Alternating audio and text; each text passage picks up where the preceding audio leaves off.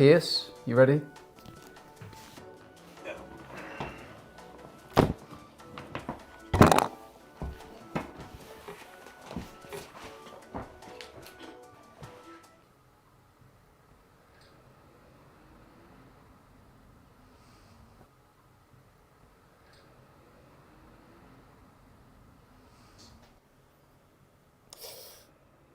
So, what do you want to talk about? Yes, man. How are you doing, sir? Yeah, I'm good, man. I'm good. Good to see you. How's things? Yeah, good to see you. It's been a while. I know, mate. Yeah, it's been a good while, hasn't it? I was going to say how you doing, but I imagine you're buzzing. I mean, I think you've seen my review now. Oh man, yeah, I appreciate it. It's took a lot of work to get it here, and it so yeah, I'm just delighted that it's out next week now. Yeah, and I'm not surprised because I mean it's got like I mean I was quite surprised. I'm glad it is, but I was quite surprised that you've got some of your earlier tracks on there. Yeah, man. Yeah, well, there was kind of over the past couple of years since the pop culture EP. That's when I started writing the album properly. It was kind of like from this point, everything is working towards the album. So Yeah. there was always a couple of songs that were earmarked for it, which are the ones that are on there. So I don't care, Fever Dream and Millionaire, and of course Element as well. But that's a bit of a different story in itself as to why that's on the album. So. Uh-huh. I mean, and I think in my element you wrote that. I mean, were you in your kind of mid late teens now when you wrote that? Yeah, yeah. Right. Well, yeah. I mean, kind of. It was a song we released it back in 2019 now, which is a good. It's a Yeah. little while ago, isn't it? Really. It's gone by in the blink of an eye. But I mean, we wrote that song.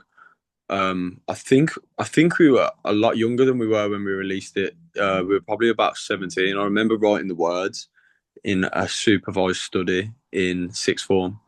So yeah, it's a lot. So yeah, it must be pretty surreal that it's on your debut album and it's right up Yeah, there with the tracks that you've written now. It still stands the test of time, man. It's brilliant. well, yeah. I mean, it was such a. I mean, before we released that song, really, we weren't like taking this seriously at all. It was kind of just something to do on the weekends and something to give all our mates a little night out in and around Birmingham doing gigs and stuff. But after we released that, um, you know, that song kind of launched us into where we are today, and it kind of kick-started whatever, if you can call this a career maybe, or whatnot. But we always wanted it to be on the album. But of course we signed to Universal off the back of that song, and then when we lost the deal during COVID, we lost the song as well. So for this album, like, we don't really earn off that song, or well, we don't really earn off any songs, but it's not I technically. think this album's gonna get you some money, or it definitely should do. It deserves it, man. Yeah, well, hopefully, yeah. But we kind of wanted to re-record it and take it back Yeah. off the label, and we Is that did a something little that bit you of can do? Are you allowed to re-record it and yeah. Well, reclaim it? we had to check, trust me. But Yeah. but yeah, we did a little bit of a Taylor Swift thing, and no shade on the label. That whole ordeal and where it was at that time. It was good for us, but we just wanted to have our own version back so that we could put it on the album, because it's a big part of as our debut album, it's a big part of our history. So. Uh-huh. So I mean, this album's been a long time coming. I mean, you said there that you signed to Universal, so you probably kind of had some kind of an inkling of maybe kind of you maybe create an album or something with them. That went south.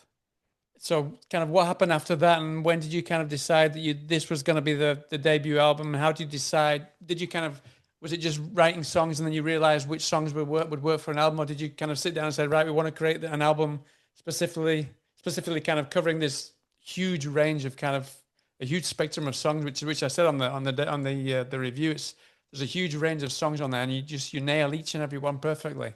Oh, thank you, man. Appreciate that. Yeah. Like, I mean, going back to the thing about when we had a deal, we were only just kids then. It wasn't like we weren't ready to release an album or anything. We were so far away from that. We were kind of just breezing day to day. Like we didn't have a clue what we were doing. Like we were nowhere near ready to like make the jump into doing this, you know, as we are now. But yeah, from even though we were kind of just messing around then, it was always our like dream to, you know, one day put an album out, if we could get there. So it's kind of just happened naturally over time. We have the timeline of it really, like we obviously we went through a bit of a rough patch through COVID, as everyone in the music industry did, and everything we built up, it kind of fell apart over that couple of years when you weren't allowed to gig and stuff. So we kind of had to pick ourselves back up after then, and really essentially like try and start again. It was like a fresh start coming off the back of that. So we hit about 2022 and just said, you know, like it's time, and we need to you know make our mark and you know start writing an album, put it out. So we kind of had a 3-year plan of doing 2 EPs and then an album to cap it off, and you know that'd be our moment. So yeah, since the kind of start of 2022, we've just been writing just non-stop and collating all of our best tunes together, and we feel that all of them, you know, have come to a head, and the ones that we've chosen for this album are on the album. So yeah, it's been a long ride, like, but you know, it's going to be worth it next week when it's out and in the world, hopefully. Yeah, no, I'm sure it will be. I mean, I knew it was going to be a good one because I love the singles that you'd released, but it's just some of the other songs that were on that is just phenomenal, and some of the guitar solos and stuff. It's just wow, it's another side of the close that I hadn't heard. I wasn't expecting it. Just blew me away. Oh, thank you, man. Yeah, I mean, in terms of writing, like all of our favorite bands, and I mean certainly like my favorite bands, are artists that can kind of do kind of both, can write songs on both ends of the spectrum that can make you like laugh and jump around and go crazy, but you know in a split second of, you know, one song finishing, the next one can start on the album and break you down into tears. So I've always kind of wanted us to be that band, and like in writing we've always tried to cover every base, because you know we don't want to be an artist that kind of just is a one-trick pony. Our collective musical influence and musical taste like expands way further than just our, you know, classic British indie rock and roll roots. So yeah, that's I mean that's what we've tried to go and achieve on this record, and yeah, we're quite proud of how it's ended up. But I guess that's down to the listeners and their interpretation of the songs. Yeah, that brings me to the next question. I mean, you said I said you nailed all these different kind of styles and tones and everything, but that's kind of usually what we find in like a group's third or fourth album. Like Radiohead, kind of they were very indie rock pop for the first 2 or 3, and then they started kind of evolving. Whereas you've just dived straight in with the first album, which it's great and you've nailed it. But that's a huge bold risk to take for a debut album. Oh, I appreciate that, man. Yeah, yeah. It's to be honest, like it never really felt like something that was like a calculated risk or anything. Like it just felt right when we were picking the songs as a group, and like there's always loads of demos that go into the chat, like and you know it was quite a unanimous decision for which songs were on the album. Like I feel like all of us are quite. I don't want to use the word like musically intelligent because it might sound a bit you know weird, but that's not kind of what I'm trying to get at in like saying we're all mad clever or whatnot, because honestly the reality of it is that it's really not that. But we all kind of understand the emotion in music, you know what I mean, and how it's more than just kind of one dynamic. So we never wanted the album just to be, you know, like bang bang bang bang, like fast, let's loads of energy. Like we want to bring a little bit more emotion into, you know, what people are hearing and the stories that like the songs tell. So yeah, I don't think I don't think that'll ever change, and that's kind of always how we envisioned the first album. So yeah, for us, like that doesn't feel like a risk. That is what music Yeah. should be, if that makes sense. Yeah, yeah. Were you able to road test the songs quite a bit on the road, because it just really felt really raw and really kind of prepared to take on the road? There's a lot of songs that are just like demanding for people to start chanting them along with a pint in the air and shouting along. There's nearly every single song on the album. Yeah, well, I think a lot of it came from being inspired by going out and playing gigs and stuff. I remember a period kind of in and around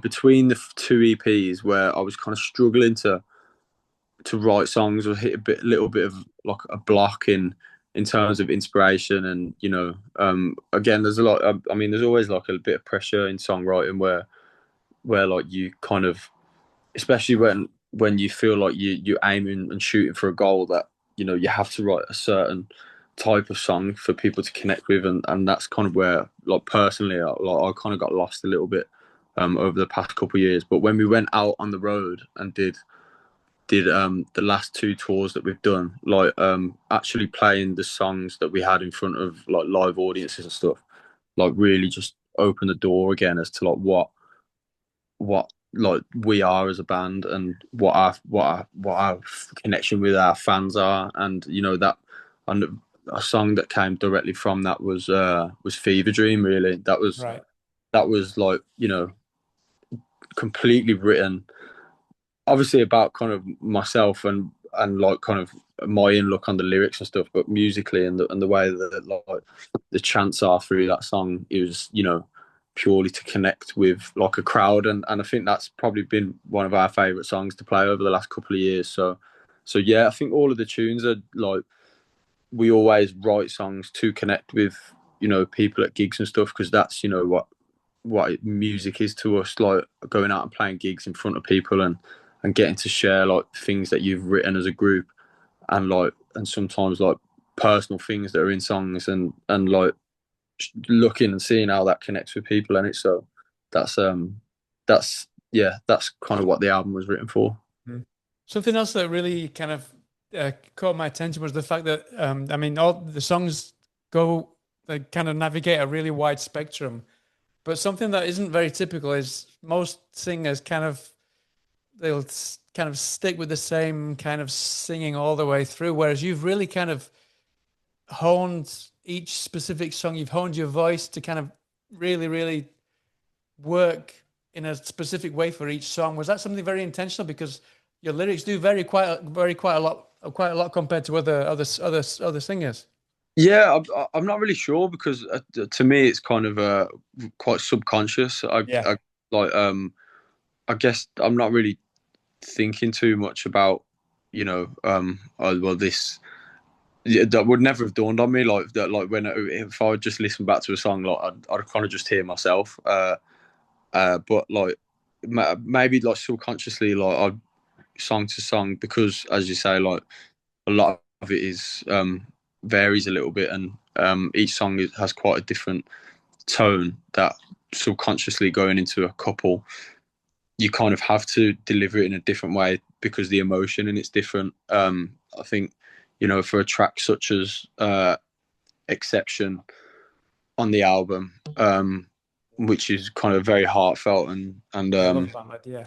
and it's kind of opening myself up a little bit more than I kind of would have in the past, in comparison to a song like White Lifelines, which is full of attitude and anger. I feel like kind of naturally maybe like that would lead me to a different path, but honestly, like that makes it sound like more thought has gone into it than actually did. Like it was just kind of breezing into the day and trying to survive. Yes. Local take. Oh, but it really did though. I mean, every track, I mean, you can tell it's still you, but it's like every track was really kind of different, not just instrumentally, but also vocally, which is not something that you find very often on albums, which is is great, and especially for a debut album.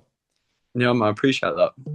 Talking of White Lifeline, that is a killer track as well. The drumming on that as well. I mean, it really reminded me of kind of it gives Brian Storm a run for its money. It's a Yeah, huge man. track. I imagine Arctic Monkeys was a huge inspiration for that.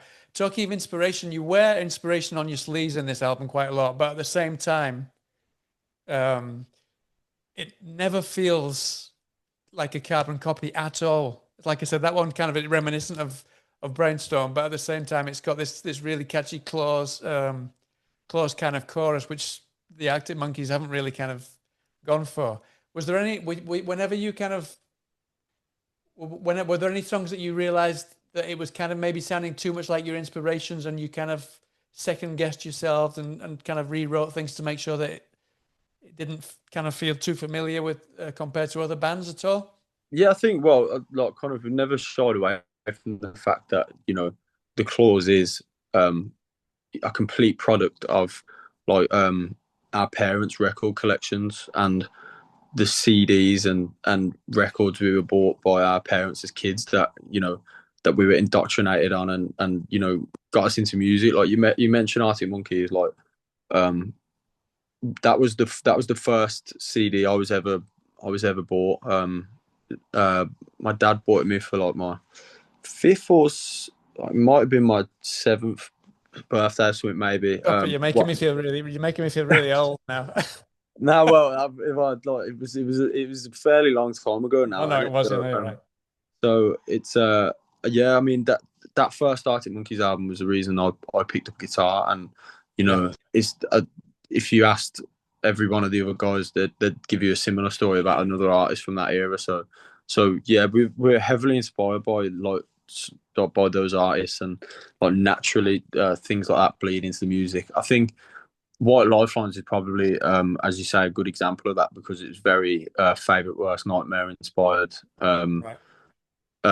song. So I don't think there was ever a point where, you know, we were scared that things were too close, because I think that wherever there was inspiration, like, our imprint on it was, you know, purely us. Yeah. And that's kind of something that's come naturally over as many years we've been playing together.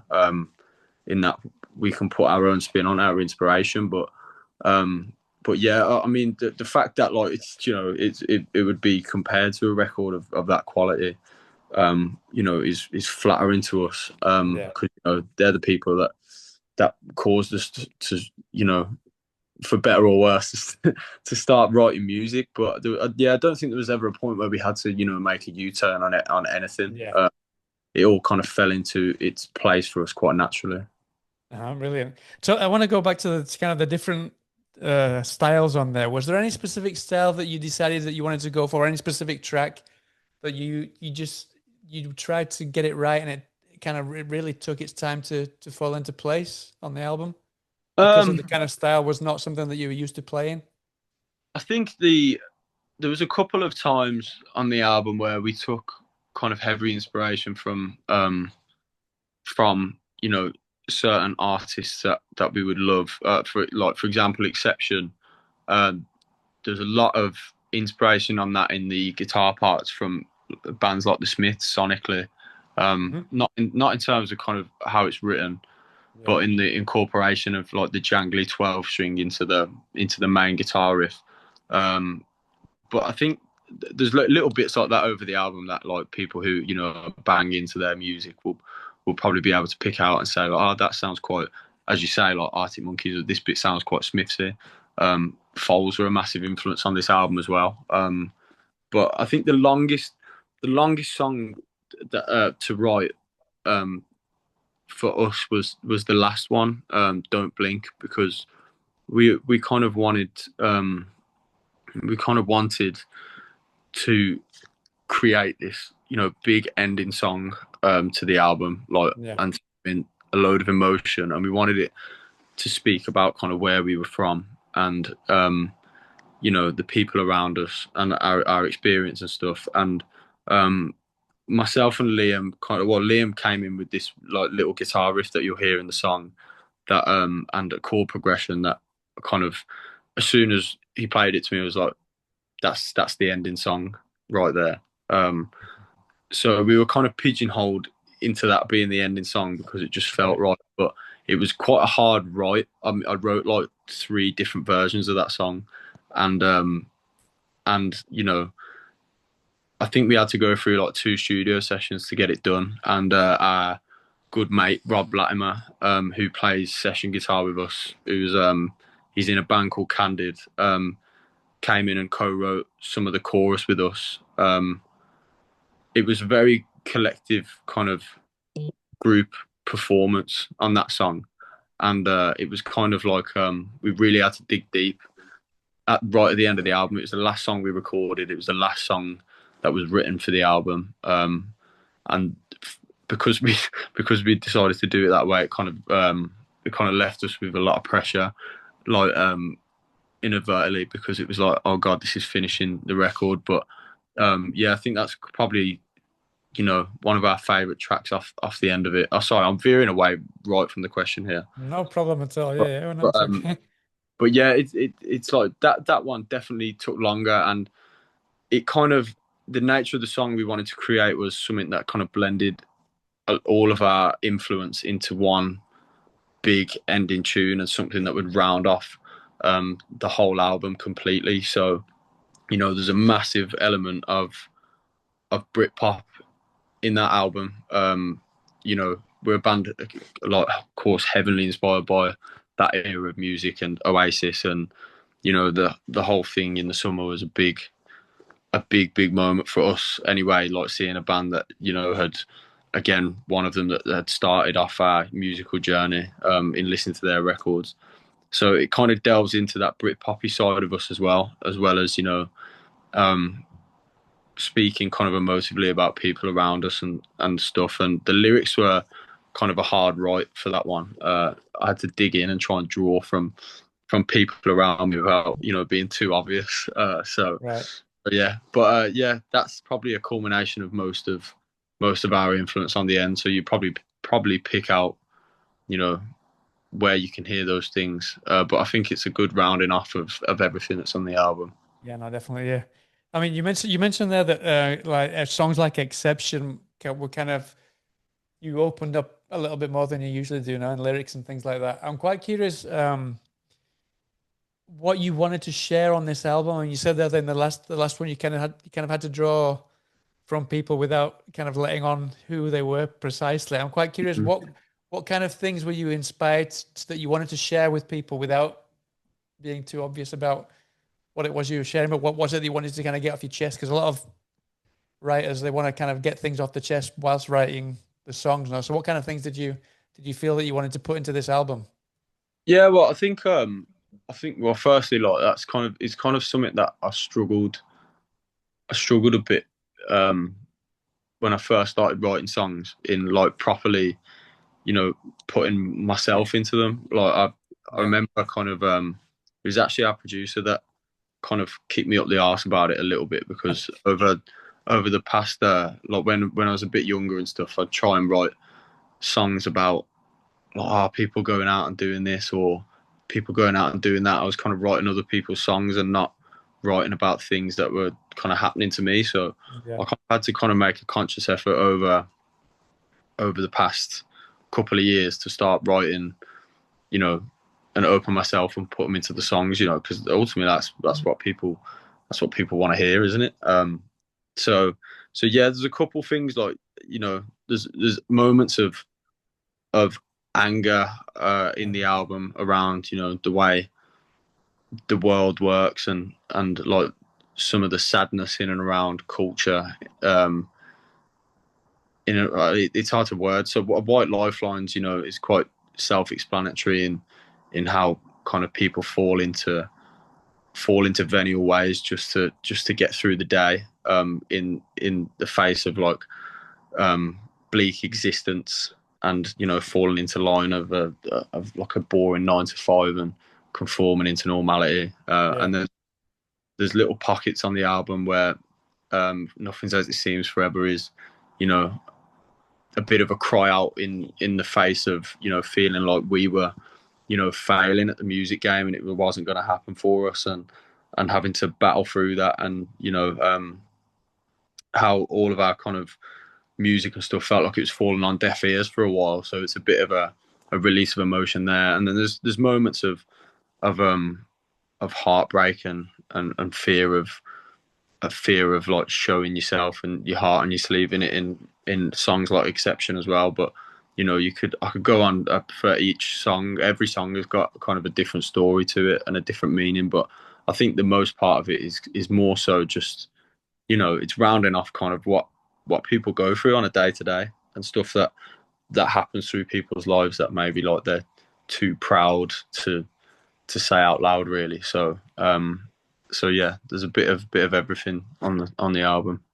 Why specifically did you want to kind of underscore kind of the monotony that people kind of get into onto this kind of hamster wheel, and then what was specifically about that you wanted to kind of bring that into your songs? I think in Don't Blink, so in the last song on the album, it kind of trails on that in that. Well, I'll start from kind of earlier on during the album. So in White Lifelines, that's the song that kind of talks about young men kind of turn into drink and drugs, maybe just to as something to do to pass the time and get through the week. It's kind of like a pastime hobby that will indulging in that will kind of make everything else kind of float away just for a couple of days, and then you're back on the wheel for the rest of the week. So yeah. It's kind of something that you kind of notice in and around like where kind of up and down the country, really, because there's a bit of a weird atmosphere around the place at the minute. Do you know what I mean? It's like everything's a little bit doom and gloom, and people kind of cling on to simple pleasures and things like that, just to make things seem a bit less bleak.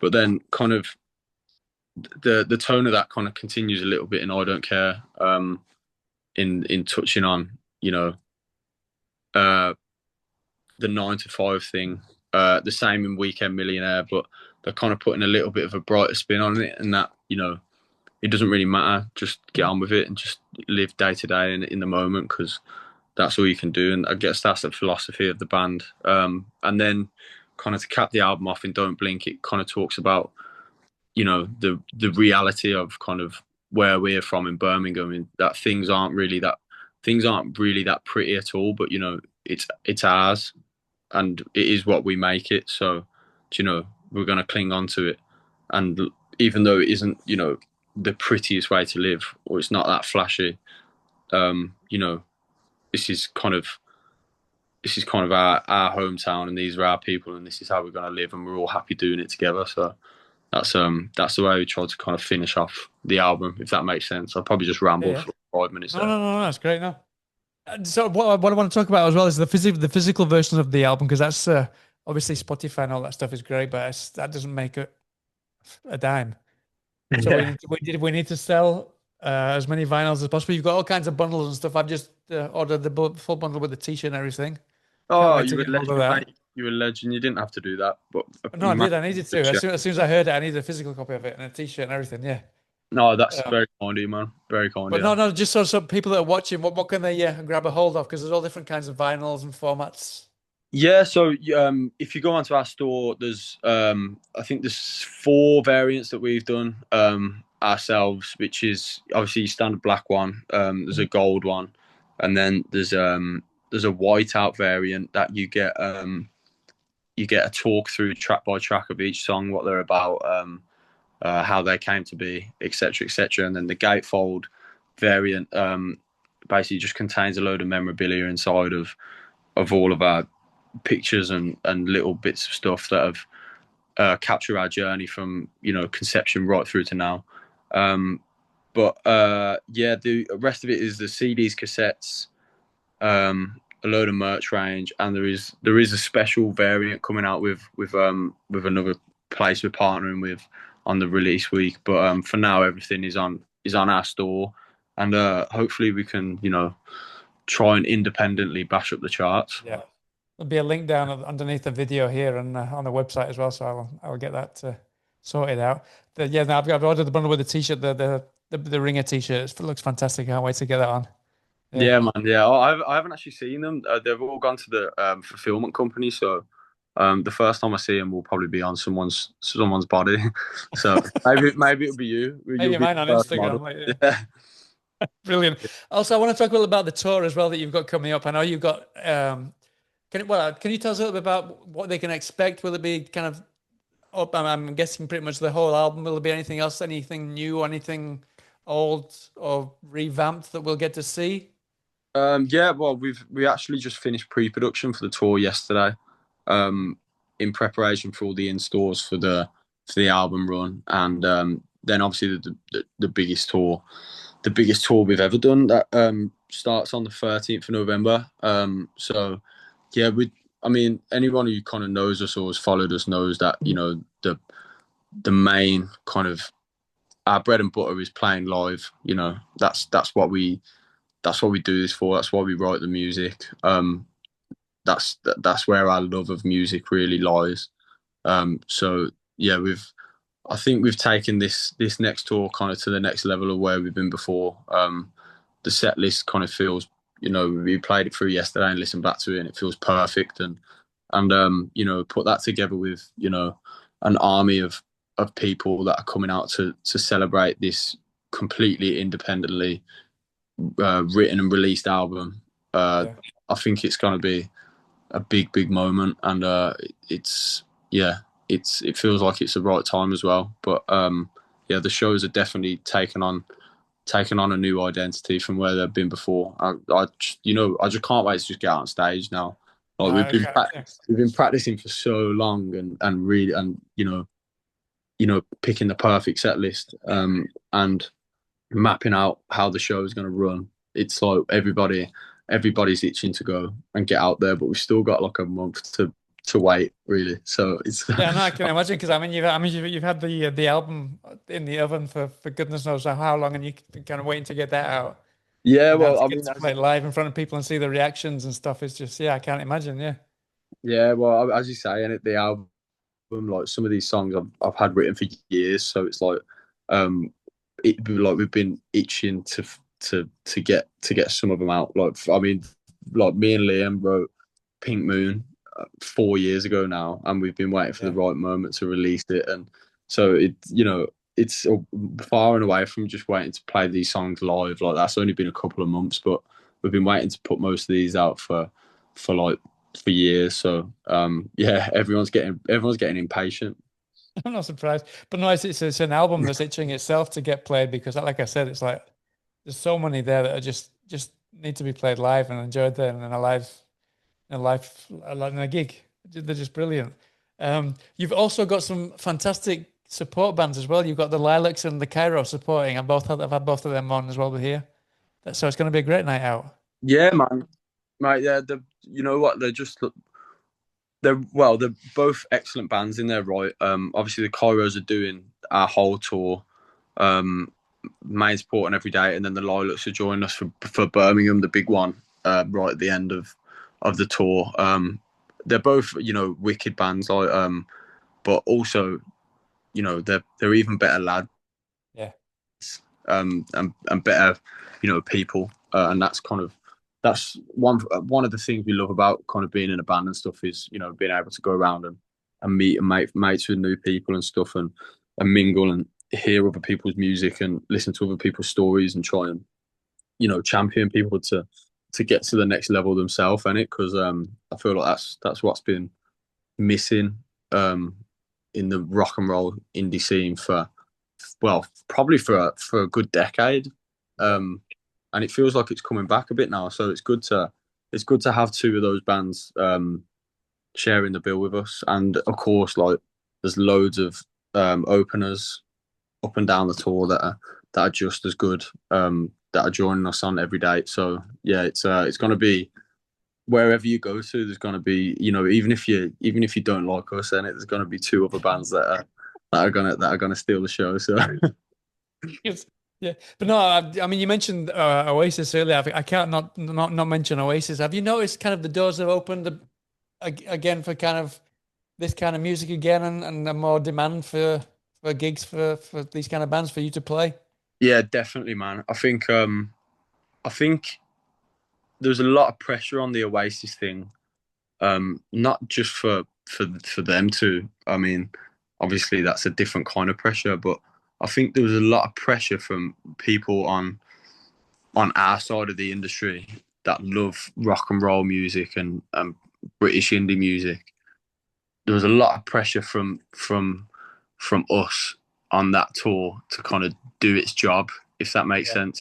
Yeah. Because although, you know, there's never been a lack of talent like in music, in indie music, in rock music, here or anywhere really, but there was a lack of publicity around it, which kind of has led to a lot of bands of like real talent kind of coming and going without really seeing the light of day. So I know kind of from my perspective, there was a lot of pressure on that Oasis tour to do its job in, you know, bringing the light back to guitars again. And I was when it was announced and that many people went and applied for tickets and tried to get tickets, I thought, oh, well, this is it.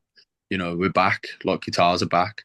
And then I think over the course of the year going into it, then I was kind of like a little bit skeptical. And, you know, we were talking going like, oh, but, you know, what if it kind of comes and goes and, you know, people just say that's that? Because obviously Oasis are like the band of a generation. Do you know what I mean?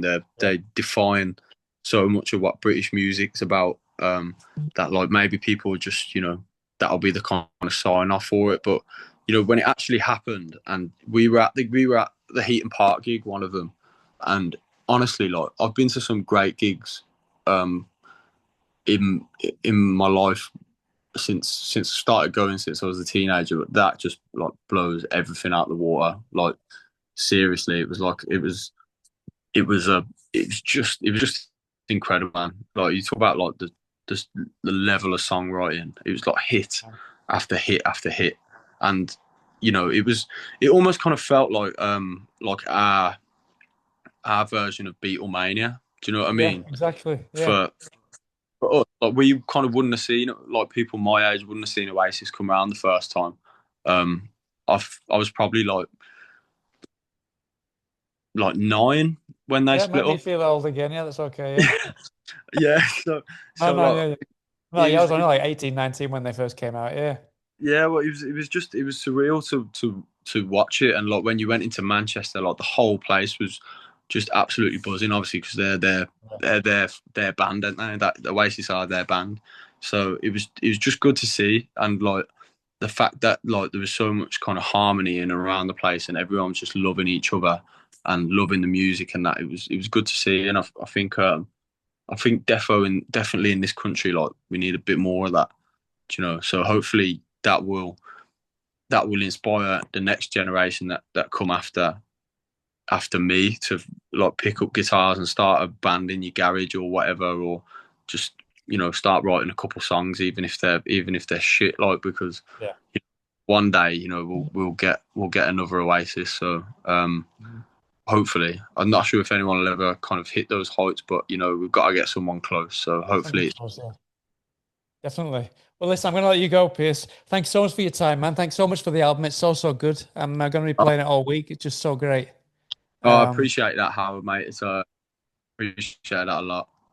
Yeah, and wish you the best of luck with it. You don't need it because I'm sure it's going to go down really, really well. Victim of a Casual Thing is out next Friday, 24th, if I'm not mistaken. Yeah, a week tomorrow. So a week tomorrow. Yeah, it is a week tomorrow. It's Thursday today. Yeah. I was just checking. Yeah, so we're getting close now, isn't it? Yeah. So yeah, best of luck with that. Best of luck with the tour. Hopefully I'm over in Spain, but hopefully I'll be in the UK sometime when you're around, and hopefully get to one of the gigs. Yeah, definitely, man. Hopefully catch you there, man. Yeah, it'd be good to see you, mate. It'd be great to see you. So take care of yourself, and thanks for the review and for chatting. No, pleasure. My pleasure. Yeah, man. All right. Have a great day. Have a great launch, and I'll speak to you again sometime soon, mate. Will do. Take care of yourself. Cheers. Cheers then. Bye now.